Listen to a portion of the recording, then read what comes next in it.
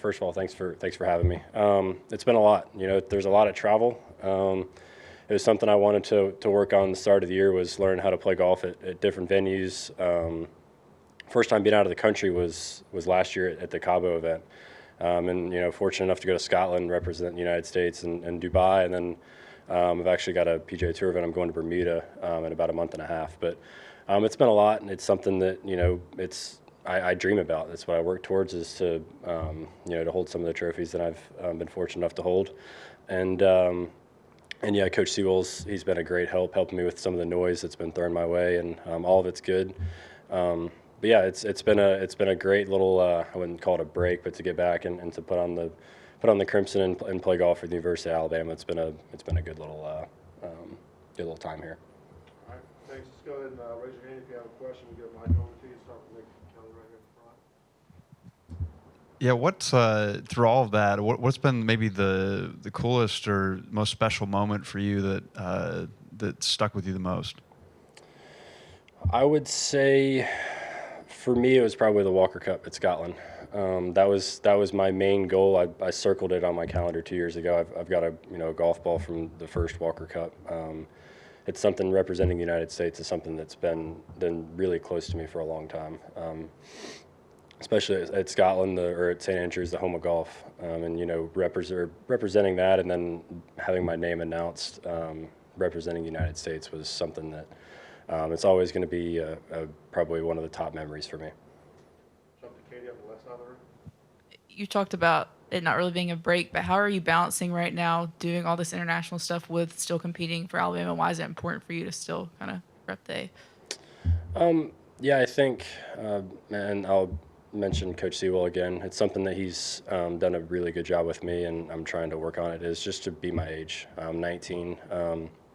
I came here to play golf for the University of Alabama, and that's not going to change whether I've got the opportunity to do some cool stuff outside of that. But my main focus is playing golf for Alabama. And fortunately, the Scotland event and this event in Dubai, they've fallen in between events for Alabama where I can make them work. But yeah, the Alabama schedule is my main priority, and playing golf for them. And the guys on the team, they've done a lot and sacrificed a lot, whether to watch me or support me, and it's an honor to play alongside of them. Yeah, obviously, Nick, after winning both the Junior Amateur and the U.S. Amateur, the comparisons to Tiger Woods started getting kind of thrown into the world for you there. How do you temper or ignore expectations after that, and what's it like having a valid comparison in that sense to someone who's widely considered to be one of the greatest golfers of all time? It's wild. And like I said, it's something that you dream about, even being, like you said, compared to Tiger. But also I think it's something I've talked to Brett McCabe a lot. I can't live up to that hype every day. I'm 19. The only thing I can do is compete the best I can. And if I try to go out and play golf like I'm the United States Amateur champion, and you don't play well, it's something that's a big, that's a word. You're not going to live up to that every day. You're going to play bad. You're going to play poorly. And the only thing I can do is try as hard as I can and focus on each shot. But yeah, it's been a little different. It's a little difficult. It's flying at you fast. It's, I should say, the possibilities for brighter things have opened up, which has been fantastic. But the hardest thing has been kind of staying in the present and staying in the moment and enjoying what I have here. Go to the left side. Nick, going off of that, who in your life or what in your life has helped you stay grounded as you've had these really cool experiences, or who has been that influence to kind of keep you where your feet are?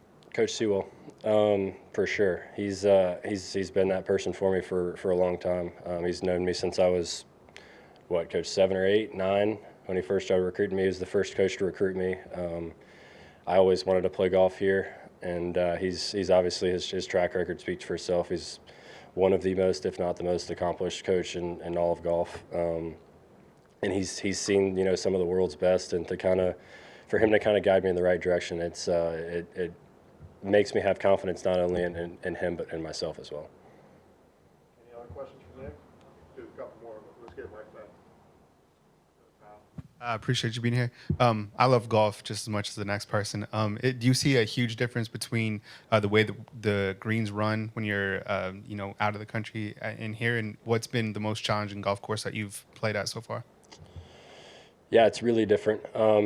I haven't played in much windy conditions, and obviously when you go over to Scotland, it's different greens, different everything. The greens are slower over there, but it's something that I've needed to get better at. Is how do I adjust week to week off different grasses, different temperatures, different humidity, different whatever that may be.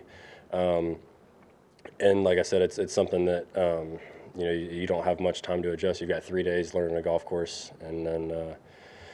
But no, I would say any USGA event is going to be one of the most difficult to play at. I think my first U.S. Open in the Country Club was probably one of the hardest that I've played. It was fair, but it was super challenging. You drive it off the line, you're in rough that's ankle deep and can't get out of it. But no, it's been a lot of fun adjusting and learning how my game stacks up at each golf course.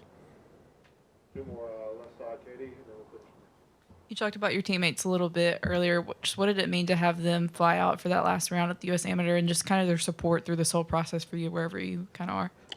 Everything. I think I'll give it up to them. I needed. I feel like I was kind of getting. I feel like Neil may have had a couple more supporters than I did out there, and to have them come out, I didn't know all four of them were going to come out. I thought Cannon might show up, but to see all four of them, they brought the energy, they brought the noise, and I told Coach this, but just to sit down with them at lunch, they don't treat me any different, which is amazing. We're teammates, we're brothers.